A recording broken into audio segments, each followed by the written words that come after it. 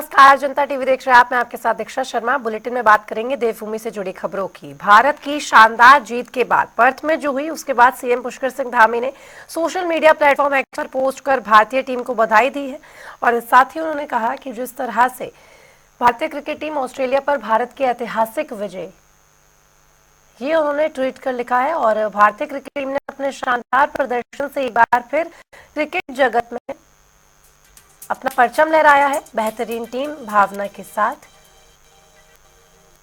भारत ने border Gavaskar trophy के पहले मैच में ऑस्ट्रेलिया के विरुद्ध विजय प्राप्त की है। ये पुष्कर सिंह धामी ने ट्वीट किया है और साथ ही भारतीय टीम को बधाई दी है। टीम इंडिया को इस शानदार उपलब्धि के लिए कोटि कोटि शुभकामनाएं।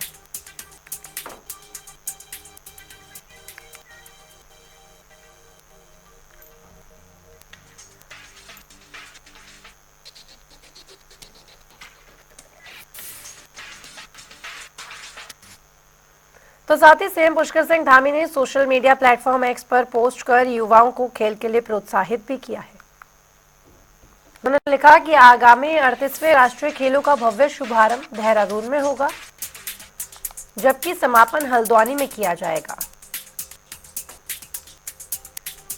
उत्तराखंड में राष्ट्रीय खेलों का आयोजन राज्य में खेलों को बढ़ावा देने और युवाओं को प्रोत्साहित करने की दिशा में मील का पत्थर साबित होगा।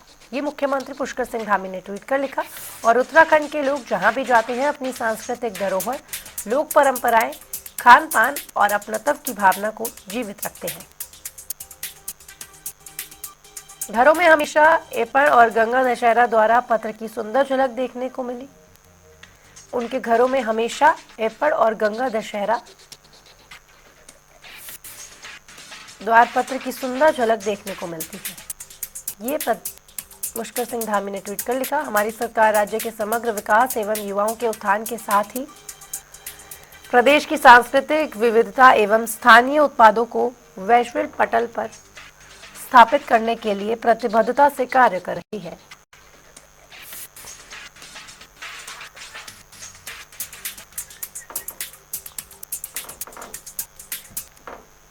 तो उधर केदारनाथ में कांग्रेस की हार के बाद हरीश रावत का बयान सामने आया है। उन्होंने कहा कि केदारनाथ में कांग्रेस की हार केदारनाथ के मुद्दों की हार है।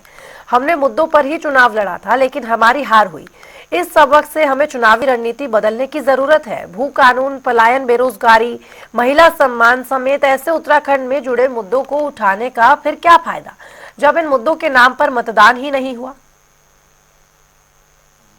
अरे हमें चिंता है हार के कारणों को लेकर के, और ये भाजपा नहीं जीती है, बल्कि जो उत्तराखंड के सरोकार हैं वो हारे। जो सवाल थे केदारखंड के वो हारे। कांग्रेस तो उन्हीं सवालों पर चुनाव लड़ी थी, और जिन सरोकारों की बात उत्तराखंड करता है उन्हीं सरोकारों का प्रतीक व्यक्ति, जिसने भाजपा के बनाए हुए भू कानून, जिसने जमीनों की लूट प्रारंभ कर दी उत्तराखंड के अंदर, उसका सर्वप्रथम विरोध किया विधानमंडल में। हमने कांग्रेस ने उसको उम्मीदवार बनाया था। तो ये, और केदारखंड ही इस बात को कह रहा था कि यात्रा गड़बड़ा दी, मंदिर को दिल्ली लेके जाने लगे, परंपराओं की रक्षा नहीं करते, तीर्थ पुरोहितों का सम्मान नहीं करते, आदि सब सवाल थे। वो सवाल मौजूद सवाल है। तो हम नहीं हारे हैं, वो सवाल हारे हैं, वो सरोकार हारा है। और मैं इस बात को लेकर के चिंतित हूं, और मैं उत्तराखंड से हरीश रावत व्यक्तिगत स्तर पर साफ साफ बातचीत करेगा कि क्या आपकी ये सरोकार है ईमानदारी से। नहीं तो हम भी अपने को बदलते हैं, हम राजनीतिक दल है, हम कोई दान खाते वाले पार्टी नहीं है। हम तो राजनीति करने के लिए चुनाव मैदान में है। तो जो चीजें तुमको पसंद आ रही है, जिस रास्ते पे तुम चलना चाहते हो, उसी हम भी अपना कोई रास्ता निकालेंगे फिर। तो वहीं पुलिस भर्ती में आयु सीमा बढ़ाने और महिलाओं के अतिरिक्त पद जोड़ने की मांग को लेकर उत्तराखंड बेरोजगार संघ ने सचिवालय को कूच किया। वहीं इसी को लेकर बीजेपी प्रदेश मीडिया प्रभारी मनवीर चौहान ने कहा कि बीजेपी सरकार बेरोजगारों के लिए निरंतर कार्य कर रही है।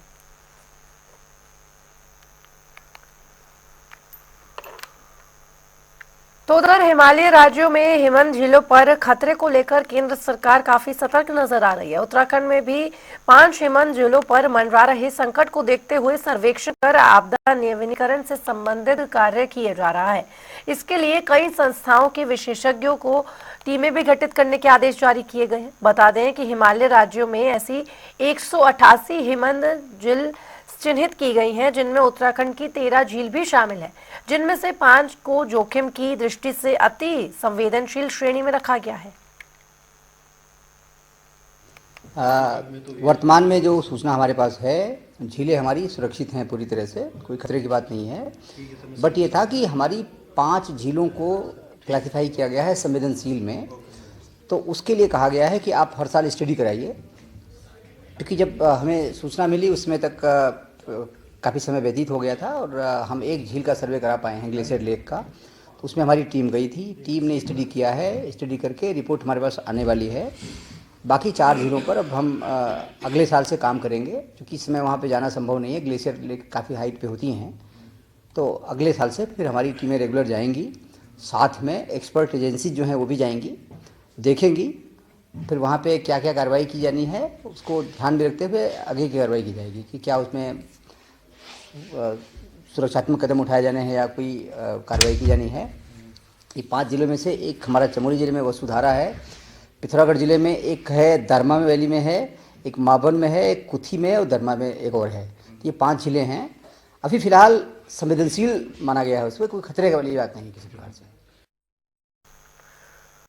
तो उधर केंद्र सरकार की ओर से आयोजित क्लीन टॉयलेट चैलेंज प्रतियोगिता में उत्तराखंड को देश के सभी राज्यों के बीच तीसरा स्थान प्राप्त हुआ है। वहीं इसको लेकर शहरी विकास मंत्री प्रेमचंद अग्रवाल का कहना है कि सफाई के मामले में देहरादून पहले से बेहतर हुआ है। साथ ही उन्होंने क्या कुछ कहा, ये सुनिए। देखिए, पहले से बहुत बेहतर स्थिति हुई है और आप जानते हैं कि स्वच्छता को लेकर देहरादून को भी पुरस्कार इससे पहले मिला है। कहीं कहीं कभी समस्या आती है, परिस्थितिवश मैं ये बात कह सकता हूँ, लेकिन जिस प्रकार से माननीय प्रधानमंत्री जी ने स्वच्छता अभियान चलाया, आज आम आदमी भी जागरूक हुआ है। आज भी मैं एक ही बात कह सकता हूँ कि यदि हमें स्वच्छता चाहिए तो अपने से शुरू करना पड़ेगा, हम सभी को मिलकर करना पड़ेगा। फिर भी पहले से बेहतर स्थिति में आज हमें। तो उधर उत्तराखंड में नए डीजीपी के रूप में 1995 बैच के आईपीएस अधिकारी दीपक सेठ कार्यभार संभाल चुके हैं और पद संभालने के बाद उन्होंने प्रदेश के वरिष्ठ पुलिस अधिकारियों के साथ बैठक की। बैठक के बाद उन्होंने कहा कि उनकी प्राथमिकता उत्तराखंड में अपराध को कम करना और साथ ही फ्री अभियान में तेजी लाना है। कार्य करूं, तो इसलिए इस समय ऐसे सक्षम और प्रोफेशनल फोर्स जो हमारी उत्तराखंड पुलिस की है, उसका नेतृत्व करने का जो एक जिम्मेदारी दी गई है, वो मैं बहुत गौरवान्वित महसूस कर रहा हूं। और जहां तक आपने प्राथमिकताएं की बात करी, तो ट्रेडिशनल पुलिसिंग की बड़ी क्लियर प्रायोरिटीज रहती हैं। जो हमारे लॉ अबाइडिंग सिटीजन्स हैं, जो कानून का पालन करने वाले हैं, उनको कानून व्यवस्था में उनको भरोसा रहे, उनका भरोसा और मजबूत हो, और जो अपराधी हैं, anti national, anti social elements हैं, उनमें अपराध का भय, कानून का भय, ये 2 मेन प्रायोरिटीज हैं। और उसके अलावा समय समय पर जो और चीज़ें इवॉल्व करती हैं, जहाँ तक अपराध नियंत्रण में उसकी मॉनिटरिंग, इन्वेस्टिगेशंस की मॉनिटरिंग, प्रोसिक्यूशन पे जो है वो एक बल देते हुए उसकी जो व्यवस्था है, और सज़ा दिलवाने की जो पूरी कार्रवाई है, जो क्रिमिनल जस्टिस सिस्टम का जो आखिरी पड़ाव है, उस तक पहुंचना, महिला अपराध, बच्चों की सुरक्षा, ये भी बहुत बड़ी प्रायोरिटीज है। ड्रग्स फ्री उत्तराखंड, इस ओर जो मुहिम ऑलरेडी चल रही है, उसको अन्य राज्यों से, सीमावर्ती राज्यों से समन्वय करके, और जो केंद्रीय एजेंसीज हैं उनके साथ समन्वय करके उनको उस मुहिम को आगे बढ़ाना है। उस तरह के सिंडिकेट्स को पूरी तरह से जो है वो उनके पीछे कार्रवाई की जाएगी। हाँ, उत्तराखंड बाल अधिकार संरक्षण आयोग की अध्यक्ष गीता खन्ना का 3 साल का कार्यकाल पूरा हो चुका है। वहीं अपने कार्यकाल की जानकारी देते हुए गीता खन्ना ने कहा कि हमारी पहली प्राथमिकता बाल अधिकार संरक्षण आयोग की पहचान को जन जन तक पहुंचाना है, जिसके लिए बाल अधिकारियों के लिए निचले स्तर पर कार्यशाला का आयोजन लगातार किया गया। हालांकि आगे भी अनेक कार्यशालाएं आयोजित की जाएंगी। जो हमने डिस्ट्रिक्ट लेवल वर्कशॉप्स हैं वो 11 कर ली, 2 अभी प्रस्तावित है। जो हमने ट्रेनिंग वर्कशॉप्स एक्ट वाइज करी हैं स्टेट लेवल पे वो 5 है और RTEP एक प्रस्तावित है दिसंबर माह में। NCPCR के द्वारा दिए गए निर्देशों के क्रम में 5 प्रोग्राम्स का हमें निर्देश मिला था और उन 5 में हमने 100% परफॉर्मेंस करके उसे दिया है। एक नेशनल वर्कशॉप हमने करी जो कि मेरे कार्यकाल में इकलौता राज्य एक राजस्थान था जिन्होंने नेशनल लेवल वर्कशॉप करी थी और उसके बाद एक उत्तराखंड ने नेशनल लेवल वर्कशॉप करी।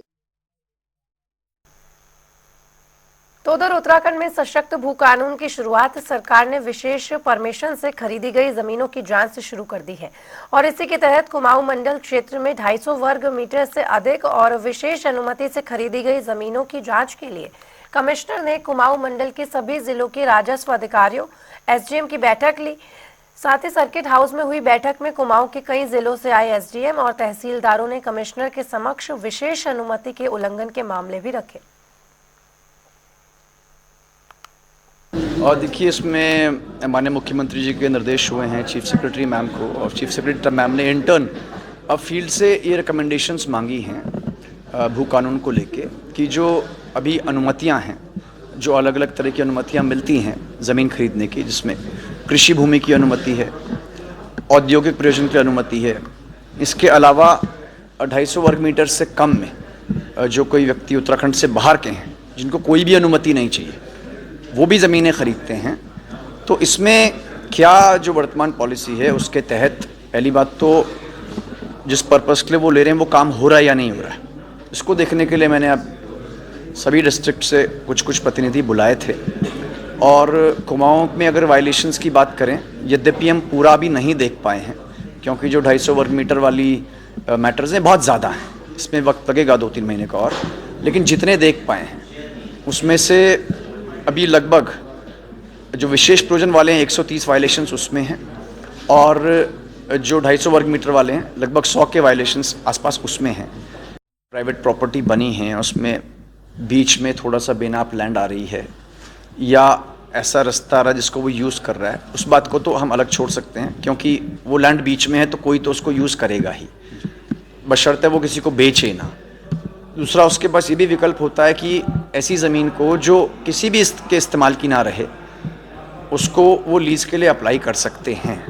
लेकिन जो दूसरा मामला आपने बताया कि बड़े पैमाने पे मान लीजिए बेनाप पे कोई कब्ज़ा कर दे या उसमें इलीगल माइनिंग करे या फिर जो पारंपरिक तौर पे लोगों के वहाँ पे राइट्स थे पारंपरिक रस्तों के उनको बंद कर दे या वहाँ पे कोई प्राकृतिक जल स्रोत थे उनसे छेड़छाड़ कर दे, उस पर हम लोग कार्रवाई कर रहे हैं और उन सभी केसेस में PP एक्ट में भी मुकदमे दर्ज हो रहे हैं।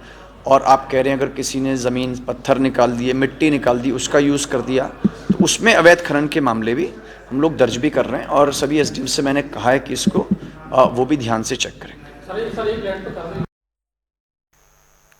तो वहीं केदारनाथ उपचुनाव में बीजेपी के जीतने के बाद पार्टी नेताओं और कार्यकर्ताओं में खुशी की लहर है। वहीं केदारनाथ सहित प्रदेश से जुड़े तमाम मुद्दों पर विधायक दुर्गेश्वर लाल से हमारे संवाददाता यशराज आनंद ने खास बातचीत की, सुनिए।